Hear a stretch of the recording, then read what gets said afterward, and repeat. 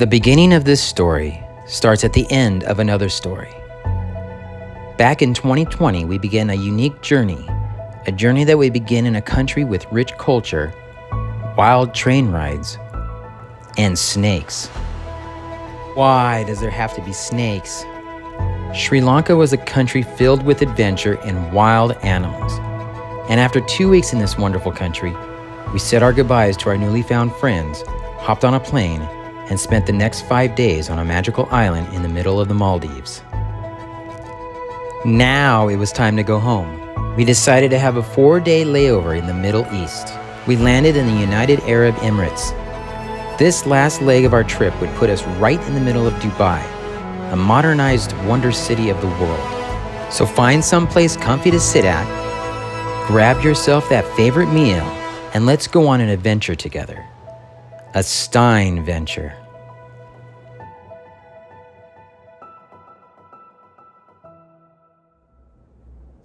Now, where were we? Oh yeah. If you've never visited the Middle East, I highly encourage you to travel to Dubai as your first experience in this part of the world. It's very different, yet doesn't feel too different. Dubai is a wonderful city in the middle of a desert.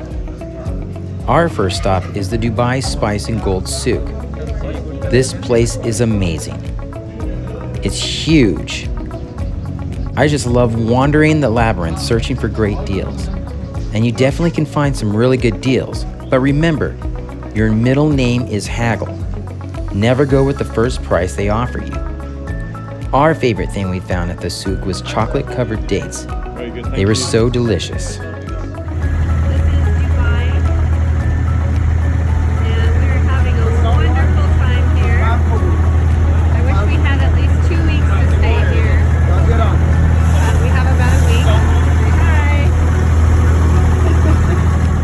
Across the river from the spice souk are more shops. We decided to take the fun way across by boat. They give you a little tour up the river and back down and drop you off on the other side. It was a great way to see all the old wooden boats on the river. The sun was going down and the lights of the city began to slowly turn on. We've only been here for 4 hours and I already love this city. And the people in this country always greet you with a smile. This city plays host to the tallest building in the world, the Burj Khalifa, an impressive man-made achievement. During the evening, the building lights up and the fountains begin to dance to the sound of music. This place knows how to have fun and they want to show it off. Your focus is definitely on the fountain display, but Burj Khalifa wants you to know she can party just as good. The light display is amazing. Get there early or you'll have a hard time finding a spot to watch from.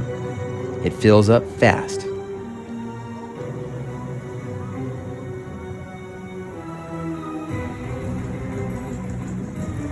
And you will definitely want to take a quick elevator ride to the top of Burj Khalifa.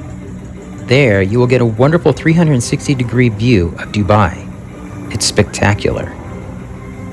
And the best thing about this area is that it's open late and there's plenty of restaurants and shops to keep you busy.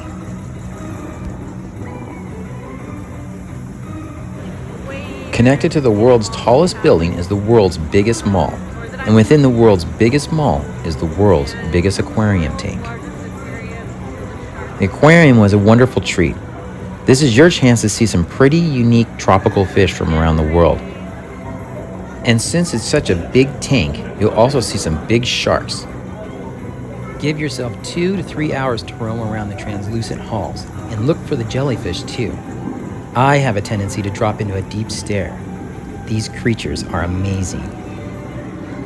The aquarium was the last activity we did before we headed back to our hotel to get some much needed rest.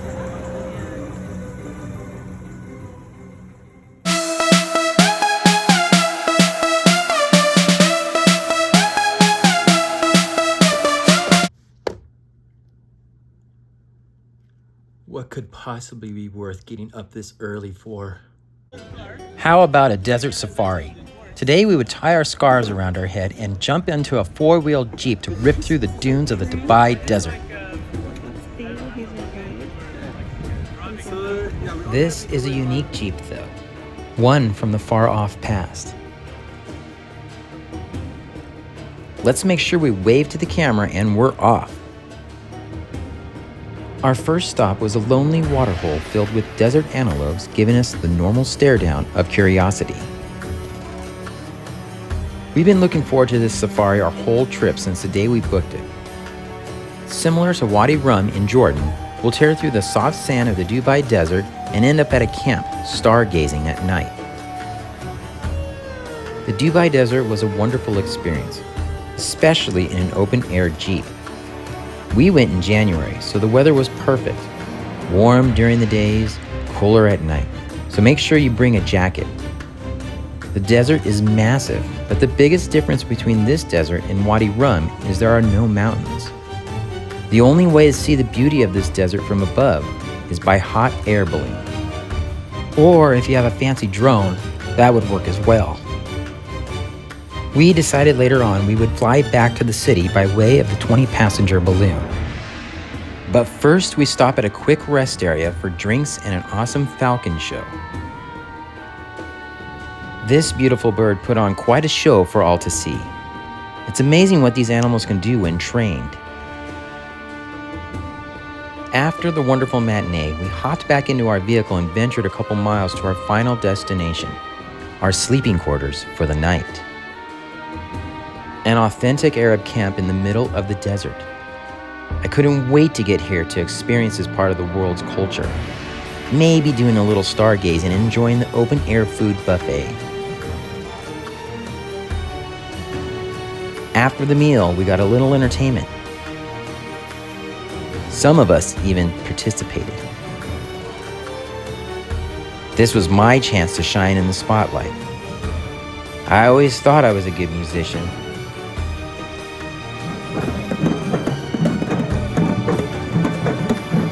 Just listen to those drum beats. Surprisingly, we were mostly in sync with one another.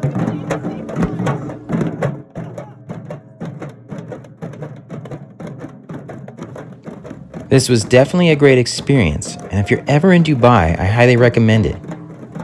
But what comes next is above all, one of the greatest things I've ever done in my life. Another early morning. There's no time to sleep in. It's time to fire up the hot air balloon. The weather is perfect, and we're about to fly back to Dubai from our campsite. This is going to be awesome. Release the line and we're off. There's about 20 of us stuffed in the basket like sardines, yet I didn't mind the cramped quarters. If you've never been on a hot air balloon, I highly recommend doing so. This was quite an experience that put a giant smile on all our faces. 3 balloons launched at the same time. It seemed like we were in a race, but we weren't. We were here to enjoy the view and the beautiful sunrise above this Dubai desert.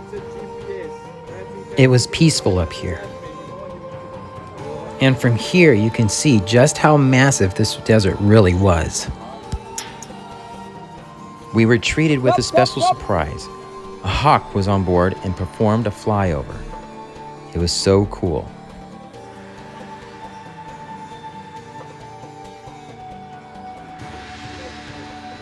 From above, all the desert antelopes looked like small ants crawling around looking for food.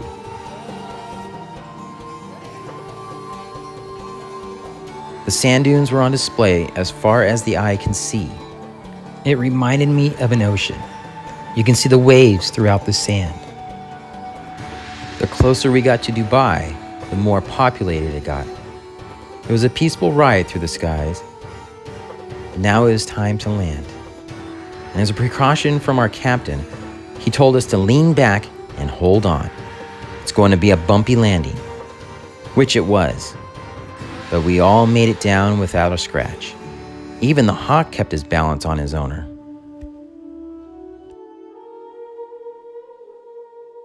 What could possibly top a balloon ride above the Dubai desert? What about a boat ride in the harbor? Half boat, half wave runner. This sea vessel is a blast. Passing the Burj Al Arab Hotel over waves was a treat. The tour comes with a guide who will provide video and still shots for you. He'll also take you to the best spots in the harbor. So far, Dubai has been an awesome experience. But what about the rest of the country? We had one more day in the United Arab Emirates and decided to take a city tour of Abu Dhabi. The city is about an hour away south of Dubai. Our first stop would be the Grand Mosque. It's one of the largest mosques in the world. When you enter Abu Dhabi's Grand Mosque, you will understand why it's such a special place. Here, people from all walks of life come together to take in the architecture's beauty and gain a deeper understanding of religion and culture in the United Arab Emirates. Completed in just over a decade, the mosque was built to embody Islam's foremost message of peace and tolerance towards people of all beliefs. The mosque's welcoming open-door policy encourages visitors from around the world, from families to groups, solo travelers to congregations, to not only witness its beauty, but also gain a deeper understanding of the Emirates' culture of open dialogue. It's one of the most beautiful mosques we've ever visited. Our next stop would be the Presidential Palace. This presidential palace in Abu Dhabi is more than just a palace. It is a fountain of knowledge on the enriching journey of Arabian history in a contemporary setting. A visit here draws back the curtain on the rarefied world of the Arabian royal court, and that is something no one has ever seen till date. The palace houses the formal offices of the president, the vice president, and the crown prince of Abu Dhabi, and while you can't visit these parts, you never know when you may chance upon them. I don't think we ever did. Once you have taken your first steps into the huge hall, you'll experience it. An incredible, absolute wow effect. It's really hard to put it into words. Fantastic, breathtaking, awesome. It's just indescribable. The United Arab Emirates was a wonderful country. I learned how to wrap a scarf around my head. We met new friends from France. A crocodile almost ate my wife's face off. We took a ride through the desert on an old Jeep. We got to hold a hawk. We did a little night camel riding. Had a wonderful time at our campsite. And did a fast motorboat ride through the harbor. Thank you, Dubai, for always putting a giant smile on our faces. We'll be back to visit you again. On the next Stein Ventures, it's family vacation time. We head to the Sandals Resort beaches in Jamaica, where we relax and play all in the comfort of an all-inclusive. Here we go, perfect. There's a great pool to hang out at, plenty of ice cream, awesome slides, and live entertainment. So travel with us to the island of Hayman and explore what beaches has to offer for your next vacation. Thank you for watching this episode of Stein Ventures. If you fell in love with this video and want to follow more adventures throughout the world with us, then hit that subscribe button. You won't be sorry. See you in Jamaica, man.